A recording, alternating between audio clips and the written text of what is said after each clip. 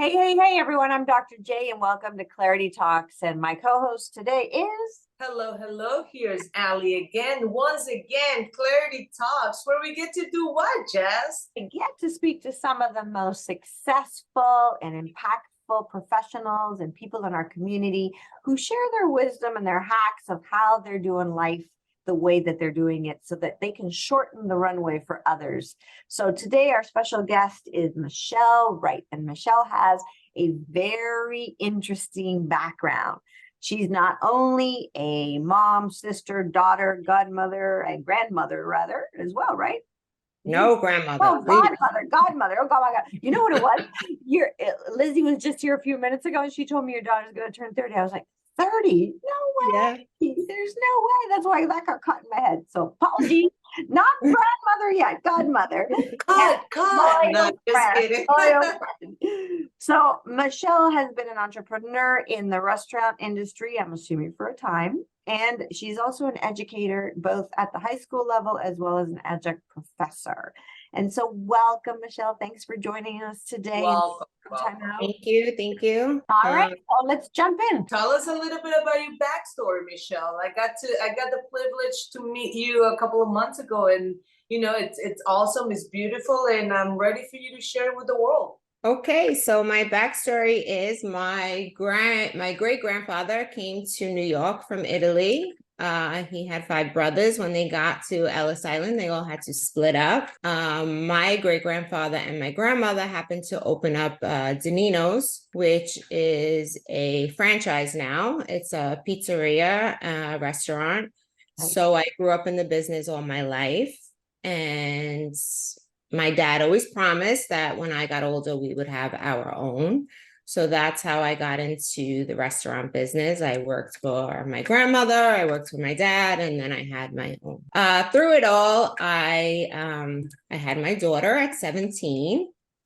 And at that point, obviously, everybody wasn't too happy with that because, they had bigger plans for me. So through tough love and resilience, I just persevered and kept it going. I stayed in school. I went straight to college. I didn't take any breaks.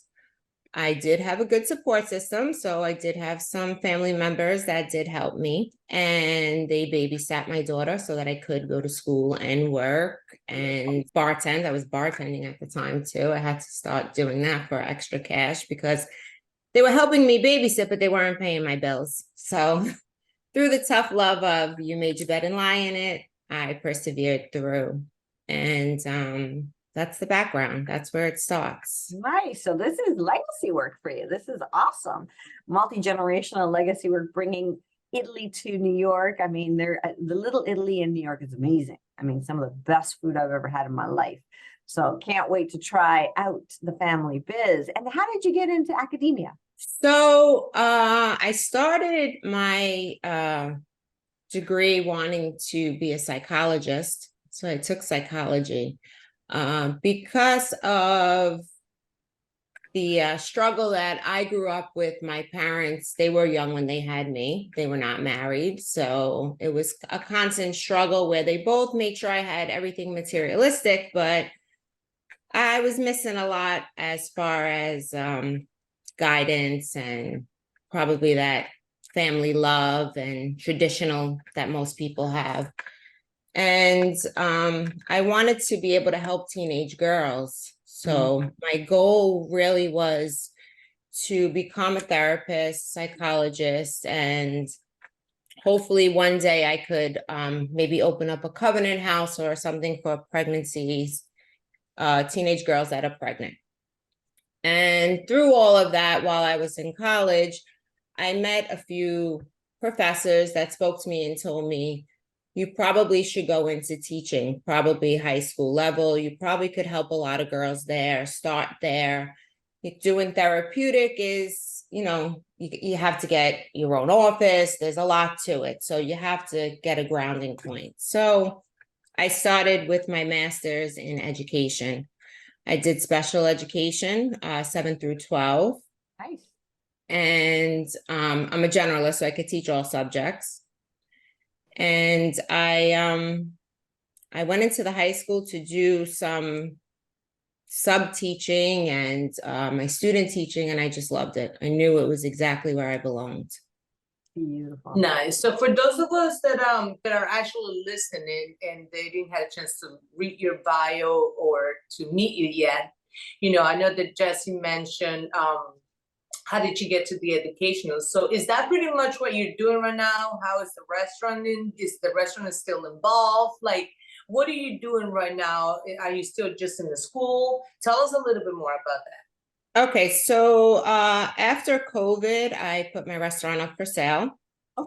I wanted to stay just with the academics. Once I started becoming an adjunct professor for the CUNY, which is the College Universities of New York, I decided that that's really where I want to be. Nice. I do love the service business. However, after COVID, it was a different Tough animal. atmosphere as far as getting anyone to work. So as far as me teaching all day and running a restaurant all night, it was becoming just constant routine. There was no life to it. So I did sell the restaurant.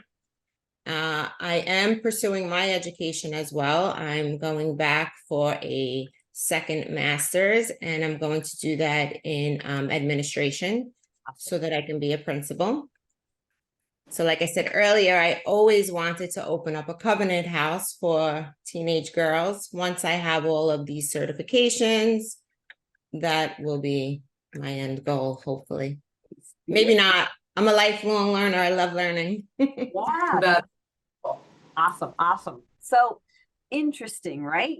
You have this legacy that was almost laid out for you. And for those who are listening that come from that type of background, there could be this perception or this belief even that if this is where the legacy leads, this is where I need to stay.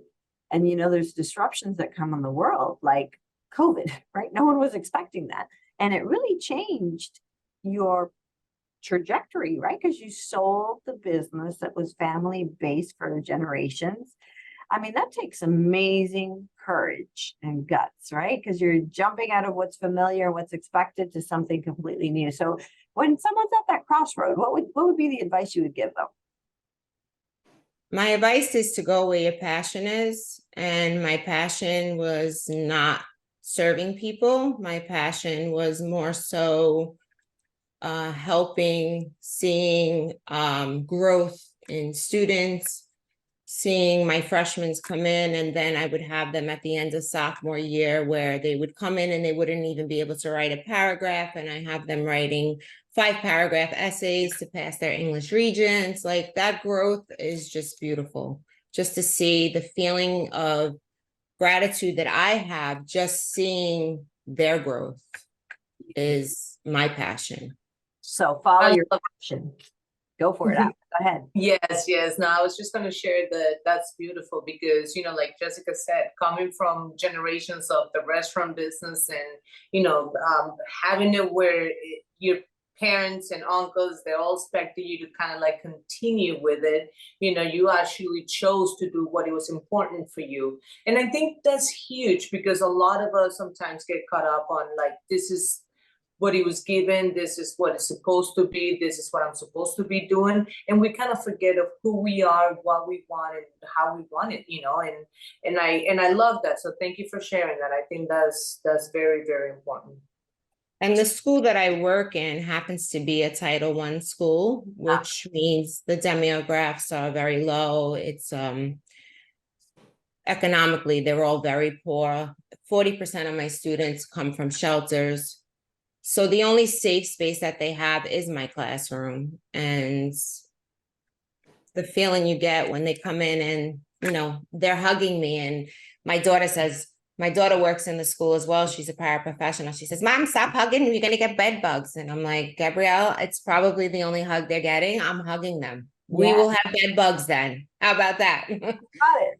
So it's, Michelle, on behalf of all the students going in, because Florida starts ahead of, you know, New York State, I really want to extend an appreciation to you because you are a frontline worker, right? We talk about the frontliners as, you know, the paraprofessional rescuers, but in honesty, you are a frontline worker with these individuals. You're right. You're their one safe haven.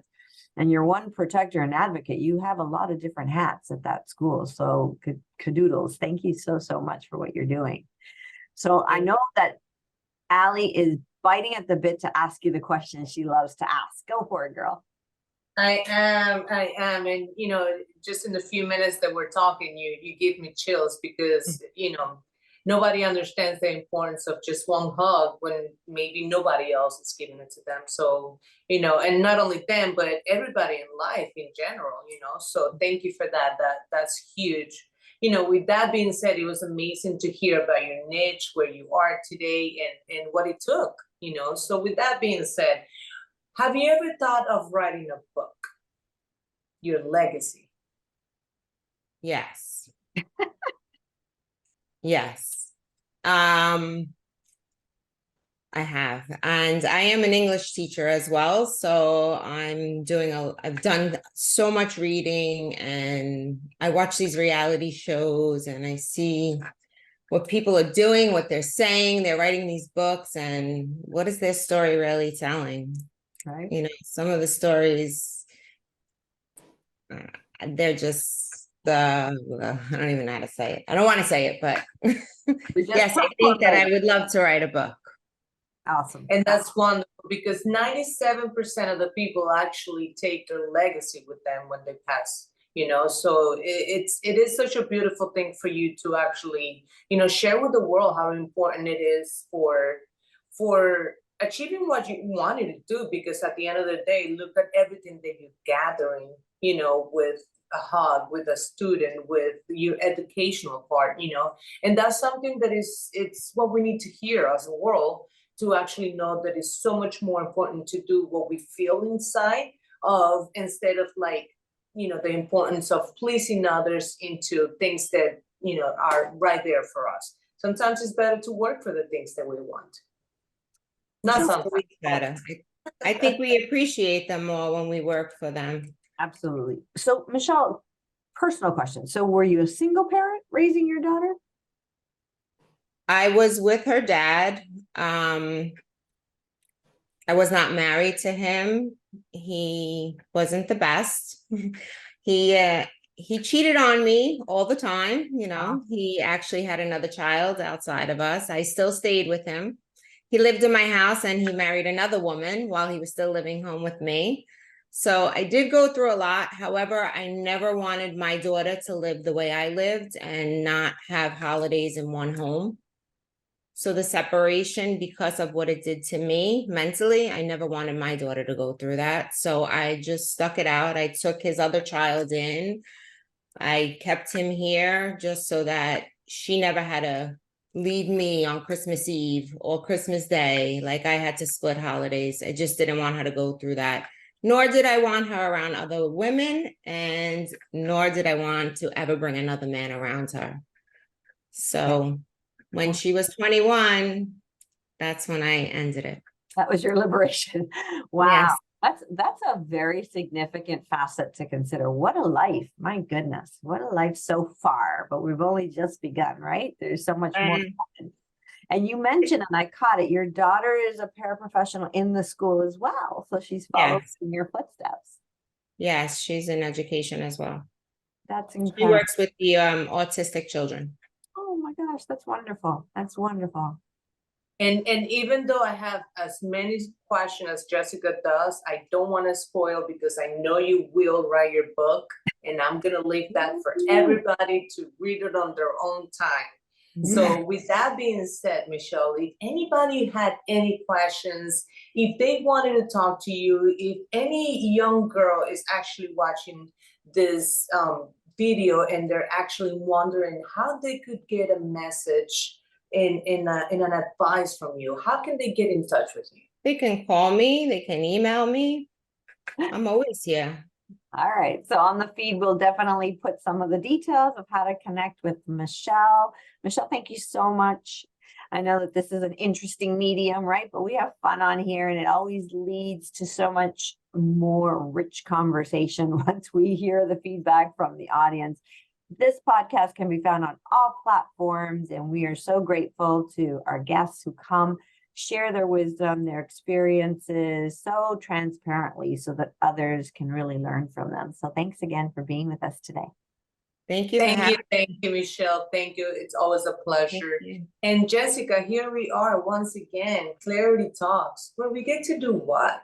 We get to talk to some of the most incredible people in our community so that we can learn how they crack the code to living a life of purpose, passion, and impact. Thanks again, Michelle. Thank you. Have a Bye, wonderful guys. day.